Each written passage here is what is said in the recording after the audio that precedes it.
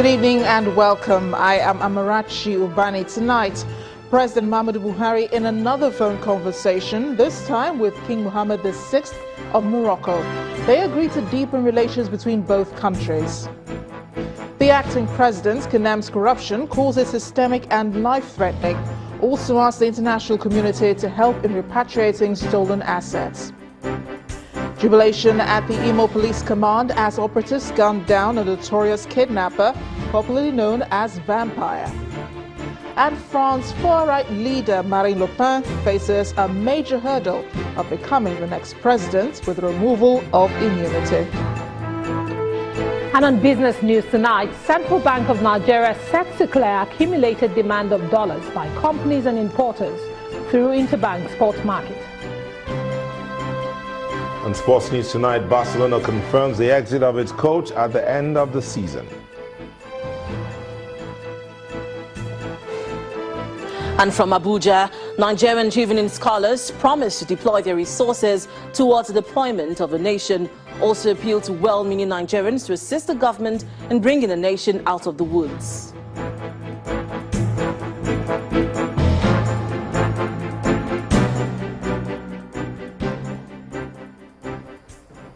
Nigeria's President Muhammadu Buhari and his Moroccan counterpart King Mohammed VI have resolved to work towards deepening relations between both countries. In a telephone conversation initiated by the Moroccan leader, King Mohammed asked after the president's health and said he was satisfied at his rate of improvement. Later, the president's special advisor on media and publicity, Femi Adesina, in a statement, explained that both leaders also discussed the current stage of the Morocco-Nigeria Atlantic crude oil pipeline project. It has King Mohammed thanked President Buhari for Nigeria's support in returning Morocco to the African Union, while notifying the president of his country's request to also join the Economic Community of West African States. The Moroccan king also expressed his intention to make the Rabat-Abuja Strategic Partnership a framework for regular consultation and cooperation on African issues of mutual interest to both countries. Nigeria's acting president is challenging the nation's anti-corruption agencies to look at anti-corruption models that have been successful in other countries and apply same to Nigeria. Professor Yemi Osinbajo, who described corruption as systemic and life-threatening, also appealed to the international community to assist Nigeria in the identification, recovery and repatriation of stolen assets. He was speaking at the National Dialogue on Corruption in Abuja.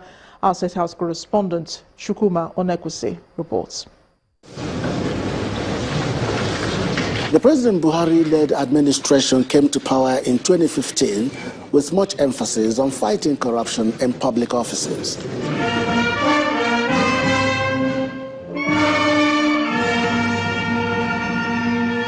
This national dialogue in Abuja is organized by the presidency to discuss why corruption thrives and how to curb it. The chairman of the Presidential Advisory Committee Against Corruption, Professor Sagay, decries the recklessness with which some government agencies waste public funds. The recklessness with which public officers spend public funds is insensitive to the point of insanity. The Niger Delta Development Commission, which in my view is another name for uncompleted projects, has bought over 70 cars recently. Of these, 8 of them are super Lexus Jeeps costing 78 million each, and 10 are Land Cruisers costing 63 billion naira each. The money was taken from funds meant for infrastructure.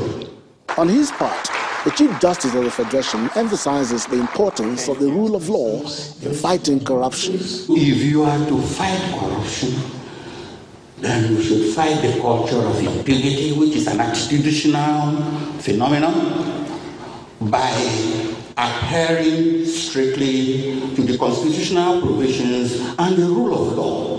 Meanwhile, the acting president, Professor Yemi Osinbajo, appeals to the international communities to assist Nigeria in repatriation of stolen assets. He also urged Nigeria's anti-corruption agencies to look at models that have been successful in curbing corruption in other countries and apply same.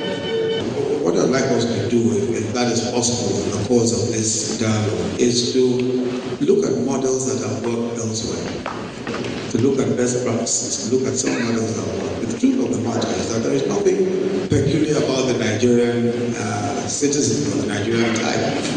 Corruption thrives where it is allowed to thrive. Many have described corruption as the bane of development in Nigeria since independence. It is hoped that the outcome of this dialogue will help the anti-graft agencies to explore new ways of curbing this threat to national development.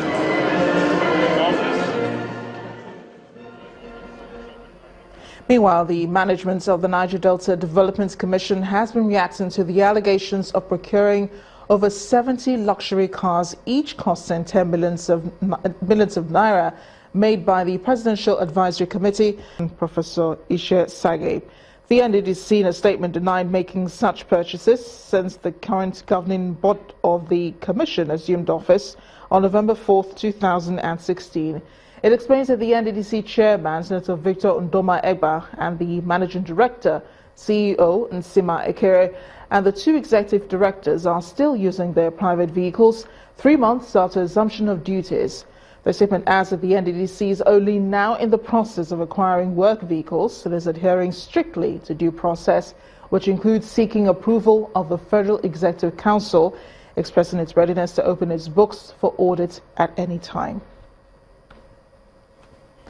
The federal government has so far released the sum of 5.1 trillion of the 6.06 trillion naira passed by the National Assembly in the 2016 budget. The Minister of Finance, Kemi Adeosun, made this known at a meeting organized by the Joint National Assembly Committee on Appropriation, where she explained that the federal government has so far released 870 billion naira for capital expenditure. From the presentation given to us by the AGF, you only applied 870 billion to the capital budget. And I kept asking the DG and the Minister of State Budget whether this borrowing, which are already affected, or which comes up to almost 1.8, almost 1 trillion have been diverted to finance the current and personal cost. The question about the application of borrowings is relevant, but I don't think the word divert is the right word. As you know, there's been a significant revenue shortfall this year. So it is not possible when you have a revenue shortfall to completely ring-fence your borrowings for capital, because you have a revenue shortfall and you have to pay your salaries. That having been said, the figure of 870 billion which you have cited does not include the proceeds of the Eurobond. We are yet to release those. So if you add those proceeds, you'll go over the 1 trillion mark. So the shortfall is not as big as it may look on the surface. So there's been no diversion. We've simply tried within a very difficult period, and as you remember, the production volumes went down below 1 million barrels a day during some periods, and yet we've been able to keep paying salaries. We don't owe salaries. We've kept paying pensions. We've kept funding our statutory obligations, judiciary, National Assembly, INEC, and so on and so forth. And, so obviously I actually think, we've really shown resilience this year in terms of how we've been able to balance the books and still do more than 1 trillion capital. The trial of the Senate President, Dr. Bukola Saraki, for alleged false declaration of assets continued today at the Code of Conduct Tribunal with a cross-examination of prosecution witness, Mr. Samuel Madujemu. The witness told the tribunal that he was not in possession of the report of investigation conducted on the Senate President's asset declaration. Our correspondent, Amaka Okafo, reports. Senate President arriving at the Code of Conduct Tribunal, accompanied by lawmakers and aides. Shortly after, the defense continues with the cross-examination of prosecution witness Samuel Madujemu.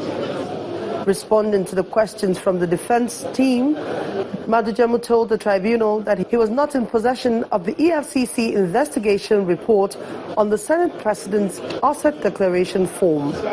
When asked why he swore to an affidavit affirming knowledge of the investigation, Mr. Madujemu said that because he was informed by the EFCC that the 2006 report was scanty, and that was why he was involved in another investigation in 2015. When asked if he had a record to verify what was said by the EFCC, the witness said that he had a mental record because he was informed orally by the EFCC members of the team. The witness was also asked why he did not call the Senate President for questioning as part of his investigation. He said the statement on the Senate President's asset form was sufficient for the investigation. After about an hour of cross-examination, the tribunal adjourned the hearing. Outside the sit-in, the prosecutor accused the defense of delaying the trial by its style of cross-examination. We want the duty to the profession, not only to the duty to our clients. We should ensure that justice is done. It's not just to be delaying. The third day, how can you cross-examine for 1 hour and then stop and say you are not going on again? So I think we should be more serious about this and ensure that the administration of criminal justice at work. But the defense team rejected the accusation. The prosecution keeps shedding crocodile tears, complaining about delay when they will not put their house in order. You saw how today we asked for the original statement made by this witness to the EFCC and to the Bureau. Why would the prosecution not have it when they already have this witness in the box? Give us this statement so that we'll tender it and proceed with cross-examination. And as everyone leaves the Code of Conduct Tribunal, the return will now be on the 21st of March 2017 when the tribunal reconvenes. Amaka Okafor, Channels Television News.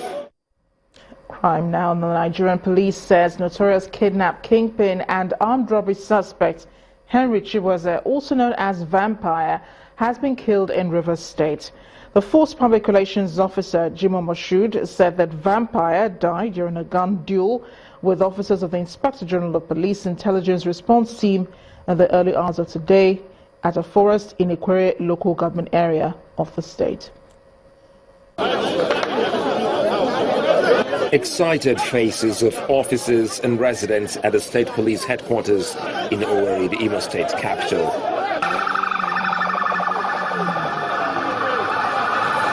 With the arrival of the special force that carried out the operation in Rivers State, jubilation rents the air.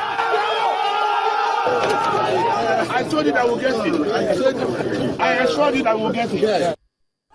The struggle to catch a glimpse of the notorious kidnap kingpin Henry Chibueze, also known as Vampire. On the breakthrough, the police public relations officer Jimoh Moshood explains that Chibueze and his gang were responsible for most of the kidnap and robbery cases in the southern part of the country. The other four suspects who are parading are principal suspects in this regard. They are playing one role or the other in the commission of various kidnappings and armed robbery and killings in this state and the other neighboring states. With this large cache of arms recovered, the police gave assurances of secure environment while asking the residents to volunteer more information to ensure a crime-free society. People should go about their lawful businesses without any fear of molestation. We want to encourage people to continue to have confidence in the Nigerian police force. We'll continue to do our best to ensure that everybody is safe in Imo State and other neighboring states. In 2013, Chibueze was the first declared wanted by the police over the murder of his lady friend and 8 members of her family. He was arrested in July of 2015 but escaped while being arraigned at the court in Owerri this January. In part 2, after the break, INEC carries out major reorganization in Rivers State. Please join us again.